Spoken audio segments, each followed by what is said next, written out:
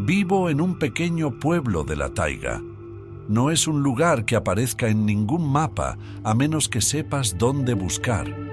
Un bosque espeso y oscuro nos rodea por todas partes, extendiéndose más allá de lo que la mayoría de los hombres se atreven a recorrer. Aquí fuera, los árboles crecen altos y pesados, sus ramas se enredan como manos viejas y artríticas que intentan guardar secretos. Desde que tengo uso de razón, el bosque ha sido nuestro proveedor y nuestro protector. Cazamos, pescamos y cortamos leña, pero también lo respetamos. Hay cosas más viejas que nosotros ahí fuera, más fuertes que nosotros. Lo aprendes rápido si vives aquí el tiempo suficiente.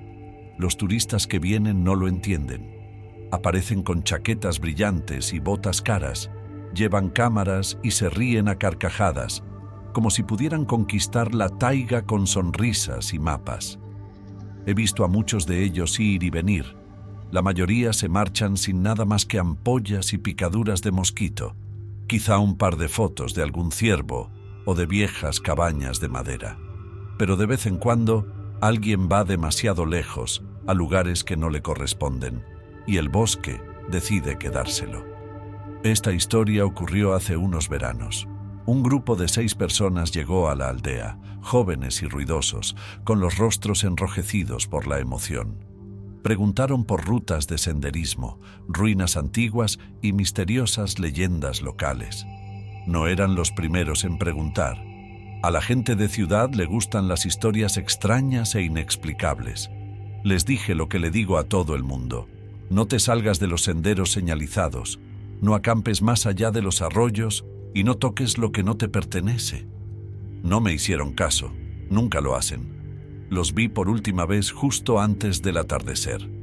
Atravesaron el pueblo con sus mochilas cargadas de provisiones, bromeando y empujándose unos a otros mientras se adentraban en el bosque. Uno de los más jóvenes llevaba un mapa que había comprado a un tonto en el pueblo de al lado, alguien que no entendía que algunos lugares no debían estar señalizados. Buscaban el capist. Una palabra antigua, ¿no? Para los que no lo sepan, un capist es como un santuario, pero más tosco, más viejo, más olvidado. Hay uno en la taiga, un lugar que nadie en su sano juicio visita. Incluso nosotros, los viejos creyentes, que vivimos lo más cerca posible de la tierra, no lo visitamos. Sin oraciones, sin ofrendas, solo distancia. No está marcado con señales ni caminos. El bosque lo oculta bien. Sin embargo, la gente lo encuentra. El capist es un claro, silencioso y pesado, donde los ídolos de madera tallada se alzan entre el musgo y los helechos. Están desgastados, algunos apenas conservan su forma, sus rasgos se han perdido con el tiempo. Rostros retorcidos y estirados, ojos huecos, bocas dentadas. No sé quién los talló ni por qué, pero llevan ahí más tiempo del que cualquier hombre vivo puede recordar. El bosque las ha reclamado, tirando de musgo y enredaderas sobre su piel de madera. Cuando estás entre ellos, el aire parece diferente, más denso. No sé cómo explicarlo, pero te sientes observado. Mi abuelo me contaba historias de los capist cuando era niño. Decía que los ídolos no son solo de madera, sino que marcan algo. No sabía qué. No los molestes, me advertía. Y hagas lo que hagas, no les mires demasiado a la cara. Pero estos turistas no creían en cuentos. Al día siguiente se desató una tormenta. Unas nubes densas se cernían sobre el cielo, tiñéndolo todo de un gris apagado. Yo estaba fuera cortando leña cuando regresó uno de los turistas. Era una mujer joven, la más pequeña del grupo, con el pelo oscuro pegado a la cara por la lluvia. Corría por el pueblo como si algo la persiguiera, con los ojos desorbitados y sin aliento, gritándonos que ayudáramos a sus amigos. No necesité preguntar qué había pasado. El bosque ya había susurrado su respuesta. Algunos de los hombres más jóvenes cogieron sus hachas y linternas y me siguieron hacia la taiga. No fue por amabilidad. Sabemos lo que le ocurre a la gente que enfada al bosque. y no queríamos que su ira se extendiera a la aldea. La lluvia nos empapaba mientras caminábamos, silenciando el sonido de nuestros pasos sobre el suelo cubierto de agujas. No hablamos mucho. No había mucho que decir. El turista nos llevó más adentro de lo que yo había estado en años, entre arroyos y raíces retorcidas, hacia partes de la taiga donde los árboles se erguían como pilares oscuros, con sus copas tapando la poca luz que quedaba. Mi instinto me dijo que estábamos cerca cuando el aire empezó a cambiar, espeso y agrio, como madera vieja y piedra húmeda. Entonces vimos el Kapis. Incluso a distancia podía sentirlo. El claro era un círculo de silencio, donde no cantaban los pájaros ni se movía el viento. Los ídolos se erguían entre los helechos como centinelas, resbaladizos por la lluvia, con sus rostros agrietados mirando al exterior. Los turistas habían acampado allí mismo. Sus tiendas de colores brillantes parecían fuera de lugar entre las formas oscuras. Pero algo iba mal. Las tiendas estaban aplastadas, desgarradas, como si les hubiera caído encima un gran peso. Había utensilios desparramados, sartenes, un saco de dormir roto, una bota medio enterrada en el barro. Parecía como si un animal las hubiera atravesado, pero no había marcas de garras ni mordiscos, solo destrucción. Y entonces vimos los ídolos. Nunca me ha dado miedo el Kapist en sí. Es la sensación que te da lo que te eriza la piel. Pero lo que vi hizo que se me erizaran los pelos de la nuca. Habían aparecido nuevos ídolos entre los antiguos. 6, tallados a toda prisa, con la madera todavía cruda y pálida, donde no la había cubierto la lluvia o el musgo. Los conté 1, 2, 3 veces. 6 ídolos. El mismo número que los turistas. La joven gritó al verlos. Tropezó hacia el más cercano, gritando el nombre de su amiga, como si la madera pudiera responderle. La agarré y tiré de ella. Incluso los hombres que venían conmigo parecían asustados y murmuraban oraciones en voz baja. Habían visto lo mismo que yo. Los nuevos ídolos tenían rostros ásperos y dentados, pero inconfundibles. Eran humanos, y en el más cercano a mí, sus rasgos eran más claros que en el resto. Ojos muy abiertos, boca retorcida de terror. No era perfecto, pero me bastó para reconocerlo. El más alto del grupo, el más ruidoso, uno de los turistas. Fue entonces cuando supe que no lo encontraríamos con vida. La lluvia caía con más fuerza mientras nos dispersábamos y buscábamos en el claro. No encontramos sangre ni señales de un cuerpo. Solo aquellas malditas huellas, demasiado largas y profundas, que se movían en círculo alrededor del campamento. Las seguí un poco hacia los árboles hasta que se detuvieron, como si quien las hubiera dejado, o lo que fuera, hubiera desaparecido. No fui más lejos, lo sabía. Tampoco encontramos a los otros ese día. La mujer volvió con nosotros al pueblo, envuelta en uno de mis viejos abrigos. No dijo mucho después de eso. No creo que pudiera. La dejamos dormir en una de las casas viejas, y a la mañana siguiente ya no estaba. Su mochila había desaparecido del porche. Creo que se marchó sola, aunque ninguno de nosotros la vio salir. Una semana después vinieron las autoridades, haciendo preguntas que no podíamos responder. Los llevé al Kapist, pero por supuesto ya no era lo mismo. Las tiendas habían desaparecido y los nuevos ídolos ya no estaban allí. Solo los viejos, observándonos en silencio a través de sus rostros cubiertos de musgo. Los oficiales lo llamaron actividad de animales salvajes y se fueron. Siempre es así. He pensado en aquel día muchas veces desde entonces. No sé qué se llevó el bosque, ni por qué. Quizá miraron demasiado tiempo a la cara de los ídolos. Quizá el bosque no los quería allí.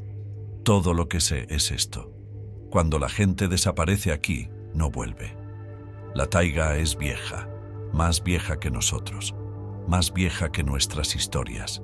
Y recuerda, Así que si alguna vez te encuentras en lo profundo del bosque y tropiezas con rostros tallados que te miran desde la oscuridad, date la vuelta. No te quedes, no los toques, no mires demasiado tiempo.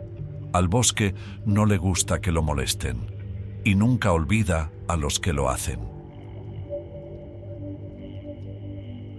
No soy el tipo de hombre que se asusta fácilmente.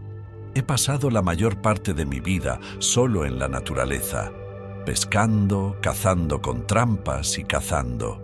He pasado tanto frío que el aliento se congela en el aire y he oído cosas en la oscuridad que no puedo explicar, pero nunca he dejado que me afectaran.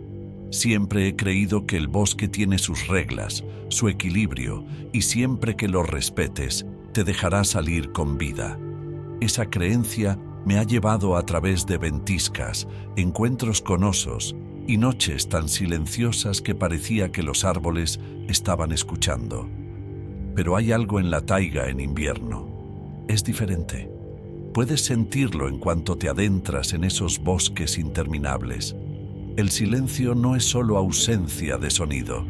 Está vivo, presionándote, como si esperara algo. Esta historia sucedió hace unos 10 años.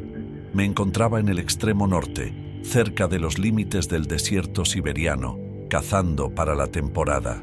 No hay mucho, solo kilómetros de bosque, ríos helados y viejos caminos madereros que ya nadie usa. Había acampado en una pequeña cabaña de madera, de las que se encuentran esparcidas por la taiga, abandonadas hace mucho tiempo, pero lo bastante resistentes como para resguardarse del frío. La nieve había llegado pronto aquel año, espesa y profunda, y me alegré de tener un refugio. El anciano que conocí en la aldea más cercana, si es que se puede llamar aldea a 3 casas y una tienda, me advirtió sobre cosas extrañas en el bosque durante el invierno. Decía que había huellas en la nieve que no llevaban a ninguna parte, pisadas desnudas que aparecían de la nada y terminaban igual de bruscamente. Las llamaba almas perdidas, que vagaban por la taiga en busca de nuevos viajeros que se les unieran. Lo achaqué a la superstición local. Cada lugar tiene sus leyendas, y yo he oído muchas a lo largo de mi vida. Respeté al hombre, pero no creí ni una palabra. Ese fue mi error. Fue en mi 3er día de caza cuando encontré las huellas. La mañana era muy fría, el tipo de frío que te quema los pulmones cuando respiras demasiado hondo. La nieve había caído fresca durante la noche, dejando un inmaculado manto blanco sobre todo. Había salido temprano, con el rifle al hombro, siguiendo el rastro de una liebre que había estado husmeando cerca del campamento. Al cabo de 1 hora, me detuve a descansar y noté algo extraño. Unas huellas que se adentraban en el bosque. Eran pequeñas, demasiado pequeñas para ser de alguno de los hombres que conocía que cazaban en estos bosques, y estaban completamente descalzas. Solo eso ya me dejó helado. Hacía 30 grados bajo cero y nadie aguantaría mucho tiempo aquí sin botas, y mucho menos descalzo. Las huellas eran claras y deliberadas, como si alguien hubiera caminado tranquilamente por la nieve, talón con talón. Las seguí durante un momento, tratando de encontrarles sentido. No había otras señales en los alrededores, ni ramas rotas, ni marcas de arrastre, nada. Solo las huellas que se adentraban en el bosque. Había algo que me inquietaba. Debería haberme dado la vuelta en ese momento, pero la curiosidad me pudo. Siempre pasa lo mismo con los cazadores. Cuando ves un rastro, quieres saber a dónde lleva. Así que lo seguí. Al principio, el bosque estaba tranquilo, como siempre en invierno. Mis botas crujían suavemente en la nieve mientras caminaba, con el rifle preparado y los ojos escrutando los árboles.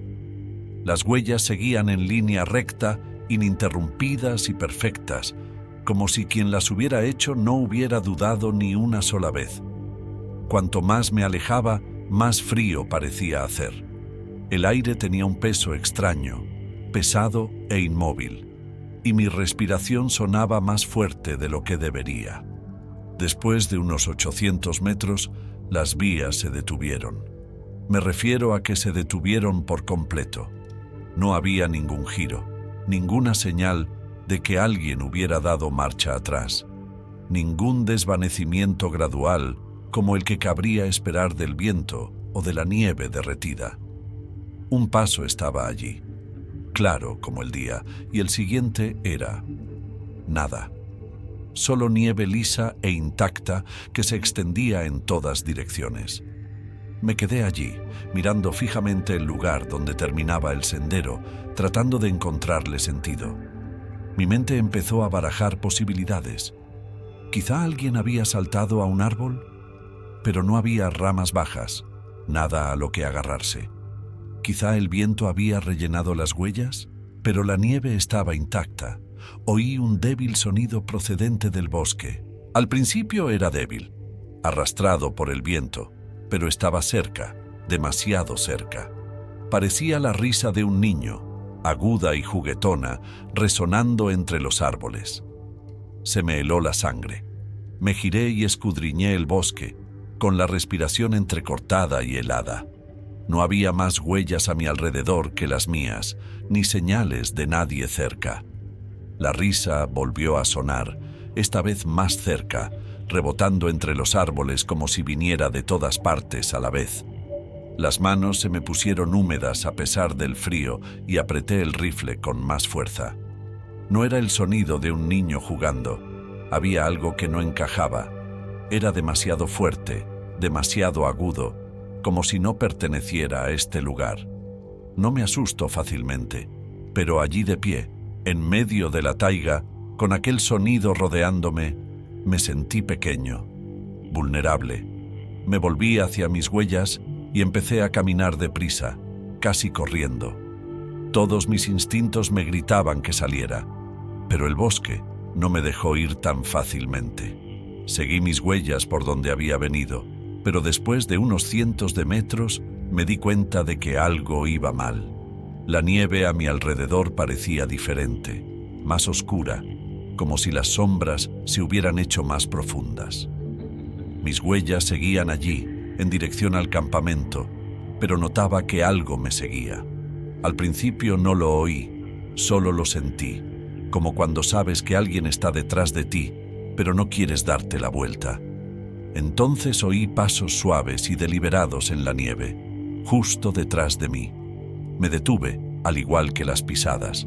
Me giré despacio, con el corazón palpitante, pero allí no había nada, solo nieve blanca y lisa y árboles vacíos. Cuando me volví, las huellas habían desaparecido. Mis huellas, las que había estado siguiendo, habían desaparecido. La nieve estaba intacta delante de mí, como si nunca hubiera caminado por allí. Giré lentamente en círculo, buscando alguna señal de dónde estaba, pero era como si el bosque se hubiera desplazado a mi alrededor. Entonces la risa volvió, más fuerte ahora, justo en mi oído. Giré y levanté el rifle, pero no había nada. Respiré entrecortadamente y me obligué a moverme.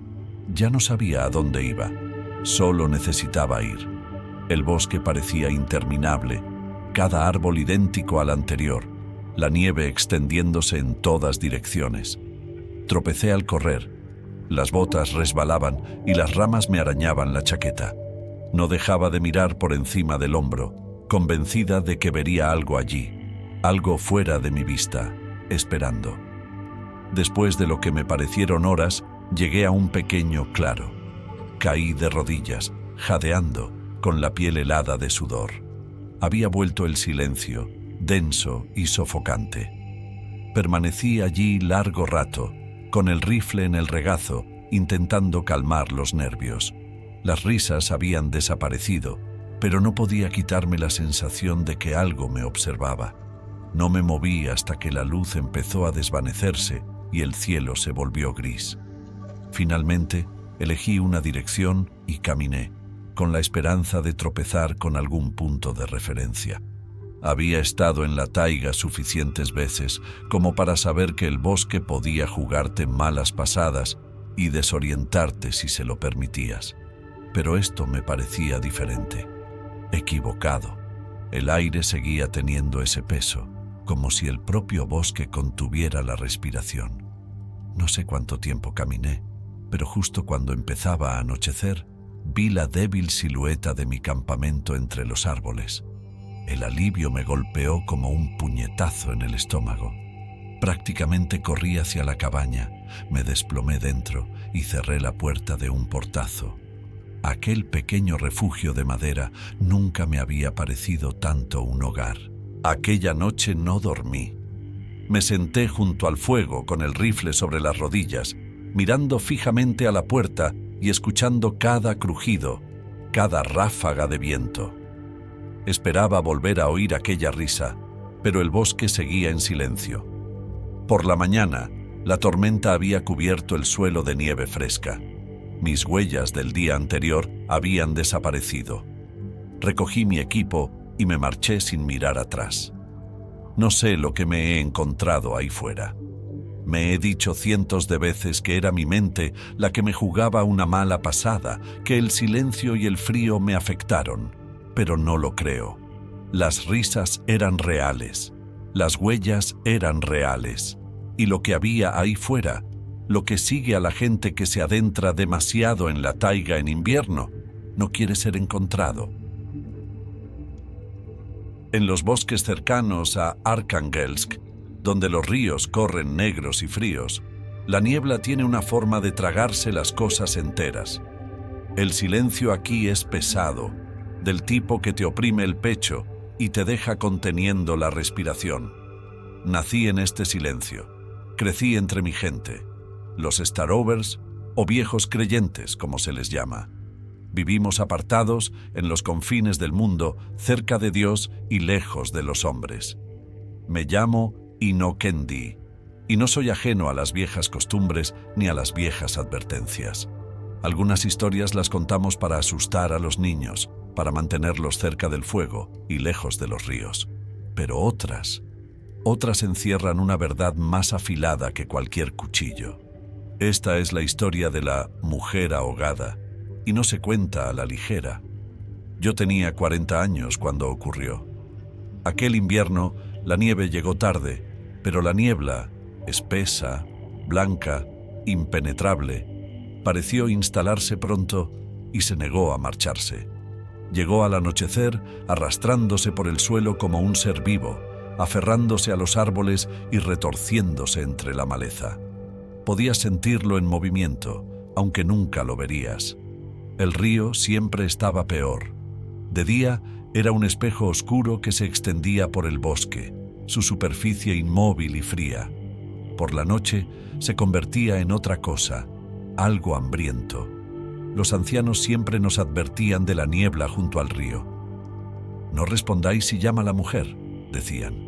No escuchéis, no ayudéis. Te llamará por tu nombre y te llevará. Lo había oído toda mi vida, pero como la mayoría de los hombres, solo creía lo que podía ver con mis propios ojos. Había pescado en el río durante años sin problemas. Para mí, no era más que otro cuento con moraleja, una forma de evitar que los necios se adentraran demasiado en la oscuridad.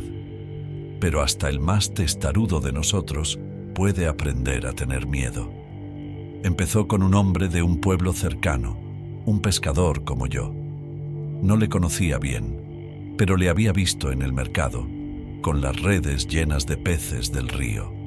Se corrió la voz de que no había vuelto a casa tras una noche en el agua. Encontraron su barca a la deriva, vacía salvo por su abrigo y una única bota empapada. Los ancianos negaron con la cabeza, murmurando sobre la autoplenitza. Intenté no escuchar, pero el susurro se quedaba en el aire como el humo.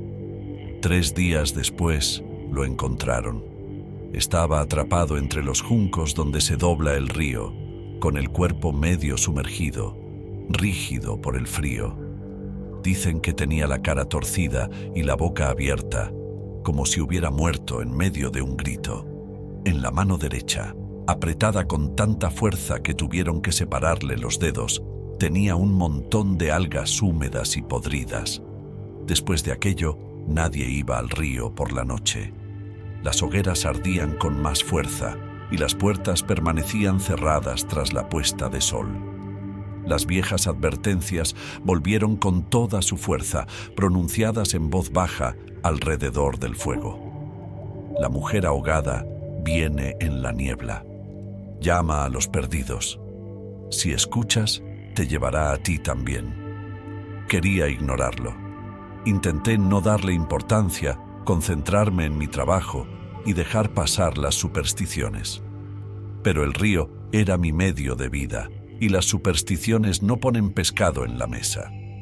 Una semana después de que encontraran el cadáver del pescador, cometí el error de volver al agua. Era tarde cuando salí de mi casa, cargado con las redes y la linterna. La niebla, más espesa de lo que jamás había visto, se arremolinaba en torno a los árboles y se deslizaba por el suelo como el humo. Sabía que no debería haber ido, pero el río siempre me daba lo mejor cuando los demás tenían demasiado miedo para pescar. Esa era mi excusa. Orgullo, terquedad, codicia, llámalo como quieras. El río estaba silencioso cuando llegué, tan quieto como una lámina de cristal. Puse la linterna en la proa de la barca y la tenue luz amarilla apenas atravesó la niebla. Empujé desde la orilla, los remos cortando el agua negra con un sonido como un susurro. Me dije que el silencio era normal, que la niebla lo hacía todo más silencioso. Pero no era solo silencio, estaba muerto. Ni ranas, ni búhos, ni siquiera el chapoteo de un pez. Solo el suave chapoteo del agua contra el casco y el crujido de la madera bajo mis pies. Eché las redes y esperé. El tiempo pasaba lentamente. Vi cómo la niebla se retorcía y se enroscaba, espesándose hasta que sentí que flotaba en un vacío blanco. Ya no veía la orilla, ni siquiera los árboles. Solo estaba yo, el barco y el río. Entonces empecé a sentirme incómoda, con un cosquilleo en la piel a pesar del frío. Una voz, suave, débil, flotando entre la niebla. Al principio sonaba lejana, tan baja que pensé que la había imaginado. Pero entonces volvió, esta vez más clara. Me llamó por mi nombre. Me quedé paralizada. Mis manos se aferraron a los costados del barco y contuve la respiración, esforzándome por oír. La voz era de mujer, baja, áspera, casi suave. No era un grito ni un llanto, sino algo peor. Era una súplica. Procedía de algún lugar de la niebla, lo bastante cerca como para sentirla en la piel. Me dije que era un truco del río, el viento retorciéndose entre los árboles, pero no había viento. El aire era pesado, inmóvil. La voz estaba más cerca, como si fuera la propia niebla la que hablaba. En contra de mi buen juicio, levanté la linterna y miré dentro de la niebla. El corazón me latía con fuerza y respiraba entrecortadamente. No vi nada, solo blanco, interminable y sofocante. Y entonces la vi. Estaba de pie sobre el agua. Al principio pensé que mi mente me estaba jugando una mala pasada. Parecía pequeña y frágil, envuelta en jirones de tela gris que le colgaban como harapos. Tenía el pelo largo y negro, resbaladizo por el agua, y su rostro, lo poco que pude ver de él, era pálido como el hueso. No se movió. Se quedó allí de pie, mirándome con ojos oscuros y vacíos. Mi nombre volvió a salir de su boca como un suspiro. No pude apartar la mirada. Su mirada me sujetaba como cadenas, tirando de mí hacia ella. Mis músculos se tensaron y mis piernas se movieron solas, como si quisiera salir de la barca y caminar hacia ella. La linterna se me resbaló de la mano, golpeando el agua con un suave silbido. La luz se apagó, sumiéndome en la oscuridad. Su rostro cambió. La boca se ensanchó, estirándose demasiado, hendiendo la pálida piel como si se estuviera desgarrando. Entonces emitió un sonido, no un grito, no un llanto, sino algo grave y gutural, como el rechinar de las piedras bajo el agua. Mi cuerpo se estremeció y me castañetearon los dientes mientras el sonido me llenaba la cabeza. La tela gris se extendió como unas alas y se deslizó hacia mí, demasiado rápido, demasiado suave, sin tocar el agua con los pies. Me sobresalté justo cuando el barco se balanceaba violentamente y me arrojaba a cubierta. Me abalancé sobre los remos, con las manos torpes, el cuerpo resbaladizo por el sudor a pesar del frío. No miré atrás. No me atreví. Los remos cortaron el agua mientras remaba a ciegas, con los músculos ardiendo y los pulmones doloridos. La niebla estaba viva ahora, arremolinándose a mi alrededor, presionándome la cara y las orejas. Aún podía oírla, susurros y risas mezclados, resonando por todas partes. Cuando mi barca tocó por fin la orilla, caí al barro, jadeando y temblando. Los susurros cesaron. La niebla empezó a disiparse, deslizándose hacia el agua como si nunca hubiera estado allí. No miré al río. Me arrastré lejos de él, levantándome y volviendo a mi casa a trompicones. Aquella noche no dormí. Me senté junto a la estufa con una vela encendida, temblando tanto que apenas podía mantener las manos quietas. Cuando amaneció, me lavé el barro de la ropa y no dije nada. No se lo dije a los ancianos. No se lo dije a mis vecinos. Algunas cosas es mejor no decirlas. 3 días después, me enteré de que otro hombre había desaparecido. Encontraron su barca a la mañana siguiente, a la deriva cerca de los juncos. Cuando lo encontraron, el cuerpo estaba frío y rígido, con el rostro retorcido en una máscara de terror. Agarraba un puñado de algas podridas. Después de aquello, nunca volví al río por la noche. Apenas lo pesco de día. A veces, cuando la niebla es densa y espesa, oigo algo, suave, tenue, como un susurro transportado por la brisa. Los ancianos tenían razón. Hay cosas en este mundo que son más viejas que los hombres, y no hay que ayudarlas.